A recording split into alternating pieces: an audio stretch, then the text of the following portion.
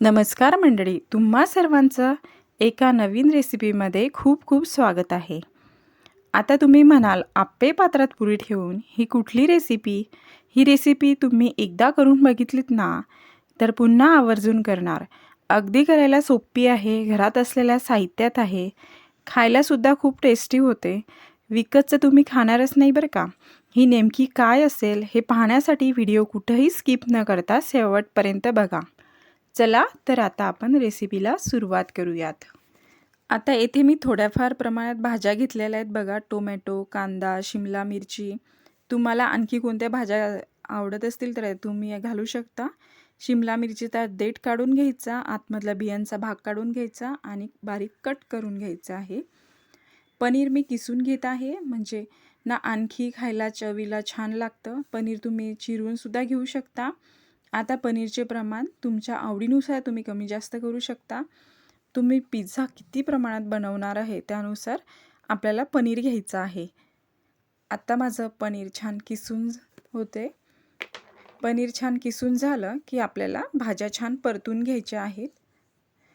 आता हे पनीर मी किसून घेतलेलं आहे, ते बाजूला ठेवायचं. गॅसवरती मी कढई ठेवलेली आहे, त्यामध्ये तेल घालून घ्यायचं आणि ज्या आपण भाज्या कट करून घेतल्यात त्या यामध्ये घालून घ्यायच्यात. मी सुरुवातीला कांदा घातलेला आहे. आता त्यामध्ये शिमला मिरची घालायची आहे आणि टोमॅटोसुद्धा आपल्याला यामध्ये घालून घ्यायचा आहे. गॅसचा फ्लेम आपल्याला मोठाच ठेवून ह्या भाज्या परतून घ्यायच्या आहेत, म्हणजे भाज्यामध्ये पाणी राहणार नाही आणि छान परतल्या जातील. आता यामध्ये चवीनुसार मी मीठ घालून घेते आणि छान आपल्याला ह्या भाज्या परतून घ्यायच्या आहे. मिठामुळे पाणी सुटतं, त्यामुळे आता आपण गॅसचा फ्लेम थोडा हाय ठेवून ह्या भाज्या परतून घेऊयात. आता यामध्ये भाज्यांमध्ये आपल्याला पनीर घालायची गरज नाही आहे. जास्त वेळ आपल्याला ह्या भाज्या शिजायला लागत नाही. सर्वच भाज्या एका पातेल्यात आपण शिजून झाल्यानंतर काढून घ्यायच्या. आपण बेसिक भाज्या ज्यामध्ये घालणार आहोत, ज्या आपल्या घरात अवेलेबल असतात त्याच. तुम्ही भाज्या ह्या चॉपरच्या साहाय्याने सुद्धा कट करून घेऊ शकता, म्हणजे त्या पटकन कट होतील. आता आपल्या भाज्या ह्या सॉफ्ट झालेल्या आहेत. गॅस बंद करून घ्यायचा आणि जे आपण पनीर किसून घेतलेलं आहे त्यामध्ये आपण ह्या भाज्या काढून घेऊयात. सर्व मिक्स करून घ्यायचं आहे. यामध्ये तुम्ही चिली फ्लेक्ससुद्धा घालू शकता आणि सर्व मिसळून घेऊन घ्यायचं. तुम्ही यामध्ये पिझ्झा सॉस, मेयोनीज घालू शकता आणि टोमॅटो केचपसुद्धा. मस्त पिझ्झासाठी आपलं हे स्टफिंग तयार झालं आहे. आता हे बाजूला ठेवून द्यायचं आणि आपल्याला आता पोळ्यांसाठी कणिक मळतोय ना, तशी कणिक मळून घ्यायची आहे. त्यामधील एक चपातीचा गोळा घ्यायचा आहे. मी आधीच कणिक मळून ठेवली आहे. आपण चपाती लाटतो ना, अगदी तशीच आपल्याला हे लाटून घ्यायची आहे. याला आपल्याला घडी घालायची गरज नाही. गोल आकारात आपल्याला चपाती लाटून घ्यायची आहे. अगदी जाड किंवा बारीकसुद्धा ठेवायची नाही. फार पातळसुद्धा आपल्याला ही करायची नाही आहे. तुम्हाला मी व्हिडिओ दाखवते त्याप्रमाणे हे छान आपल्याला लाटून घ्यायची आहे. आता आपल्याला हे आप्पे पात्रात भाजून घेणार आहोत. भाजायलासुद्धा जास्त वेळ लागणार नाही, त्यामुळे जराशी पातळ ठेवायची, म्हणजे लवकर भाजली जाईल. भाजली तर खायलासुद्धा छान चविष्ट लागते आणि मस्त मोठी चपाती आपण करून घेतली आहे. मी आता यावरती वाटीच्या सहाय्याने किंवा अगदी छोटं जर झाकण असेल ना, त्याच्या सहाय्याने आपल्याला गोलपुऱ्या पाडून घ्यायच्या आहेत. मी एका डब्याचं झाकण घेतलं हो, त्याच्या सहाय्यानेच मी हे गोल करून घेते आहे. अगदी छोटे छोटे गोळे करून छोट्या पुऱ्या केल्या तरीसुद्धा चालेल, पण मला या पद्धतीने सोपं वाटतं.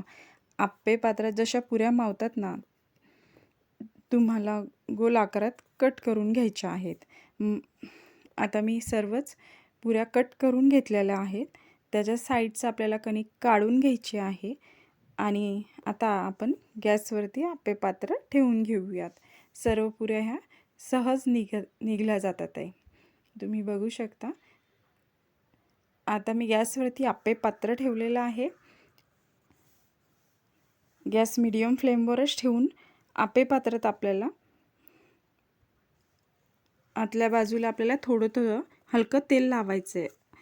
नाही लावलं तरी चालेल. आप्पे पात्र नॉनस्टिक असल्यामुळे सहजपणे निघलं जातं, चिकटून बसत नाही. तेलाऐवजी तुम्ही तुपाचा सुद्धा वापर करू शकता. आणि आपण ज्या पुऱ्या बनवल्या आहेत ना, त्या आता आपल्याला एक एक करून आप्पे पात्रात ठेवून घेणार आहोत. अजिबात वेळ लागत नाही, लगेच होतं, अगदी काहीच अवघड नाही. आता आपल्याला गॅस हा बारीकच ठेवायचा आहे बरं का. सर्व पुऱ्या ठेवून झाल्यानंतर आतमध्ये थोडंसं आपल्याला हे प्रेस करून घ्यायचं आहे. आपण जो केलेला मसाला आपण जो बनवला आहे ना, तो यामध्ये भरणार आहोत. हलकी भाजल्यासारखी वाटली की आपल्याला हे पलटूनसुद्धा घ्यायचं आहे.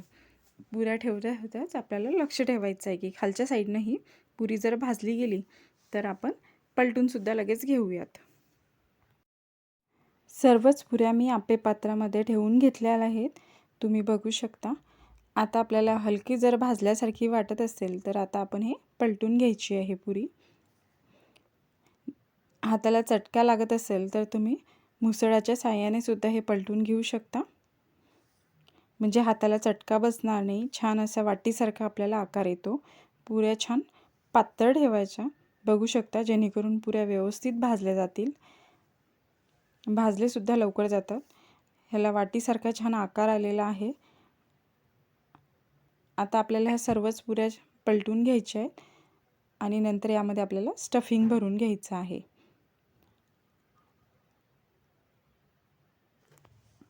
मुसळच्या सहाय्याने याला छान असा वाटीसारखा आकार आलेला आहे, तुम्ही बघू शकता. आता एका साईडने छान आपल्या पुऱ्या झालेल्या आहेत. यामध्ये एक एक करून आता आपण जे भाज्यांचं सारण बनवलं होतं ना, ते छान यामध्ये भरून घ्यायचं आहे. चांगलं एक एक चमचा आपल्याला एवढं यामध्ये बसतोय. छान असं आपण सेट करून घ्यायचं आहे.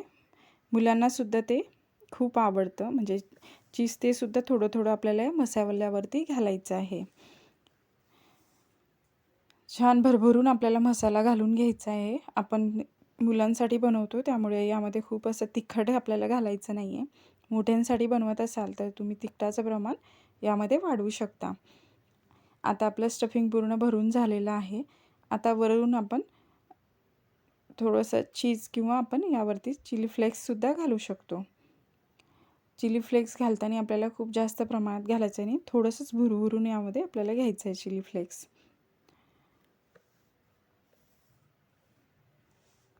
थोडंसंच भुरभुरून घेतल्यामुळे चव अगदी छान येते, अगदी हे पिझ्झासारखं वर येतं. मोठ्यांसाठी करत असाल तर चिली फ्लेक्स जास्त प्रमाणात घातलं तरी चालतं. याच्यावरती आपण झाकण ठेवायचं आणि 2 मिनिटांसाठी गॅस बारीक करून ठेवायचं आहे. आणि तुम्ही बघू शकता 2 मिनिटांनंतर छान हे वर आलेलं आहे. खालची बाजूसुद्धा छान भाजून झालेली आहे आणि मस्त चीजसुद्धा मेल्ट झालेलं आहे. भाज्या ऑलरेडीच भाजून घेतल्यामुळे, आपण शिजवून घेतल्यामुळे आपल्याला शिजायला असा खूप वेळ लागत नाही आणि मस्त आपण आता काढून घेऊया आहोत. अगदी सहजपणे काढायला येतं. तुम्ही बघू शकता मिनी पिझ्झा दिसायला किती भारी दिसतो. अगदी तुम्ही करून बाजूला होत नाही तोपर्यंत मुलं फस्त करतात. इतकं खायला छान जबरदस्त लागतं बरं का.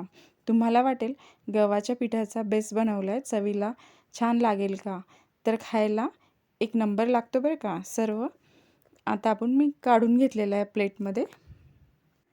आपला मिनी पिझ्झा बनवून तयार आहे. तुम्हाला आणखी एक पिझ्झा बनवून दाखवते. तुम्हाला जर हे का वेळखाऊ वाटत असेल किंवा आणखी एका सोप्या पद्धतीने मी तुम्हाला बनवून दाखवते. आणखी एक कणकेचा गोळा घ्यायचा आणि आपण चपाती लाटतो ना, अगदी त्या पद्धतीने गोल आकारात आपल्याला लाटून घ्यायचं आहे. छोटीच चपाती लाटून घ्यायची आहे.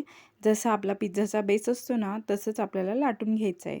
जराही जाड ठेवायचं नाही किंवा जास्त आपल्याला पातळसुद्धा ठेवायचं नाही.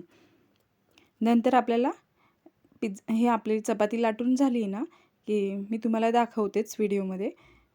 या पद्धतीने आपल्याला लाटून घ्यायचं आहे. आता काटे चमचा घ्यायचा आणि याला टोच द्यायचे आहेत आपल्याला, जेणेकरून आपले हे गॅसवरती आपण टाकल्यानंतर तव्यावरती हे फुलणार नाही.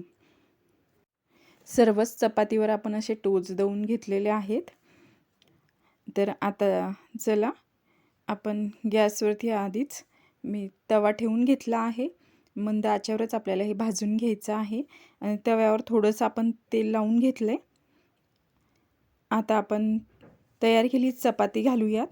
हलकी आपल्याला भाजून घ्यायची आहे. थोडीशी हलकी भाजल्यासारखी वाटली खालच्या साईडने किंवा फुगल्यासारखी वाटली की आपण ही पलटवून घ्यायची आहे.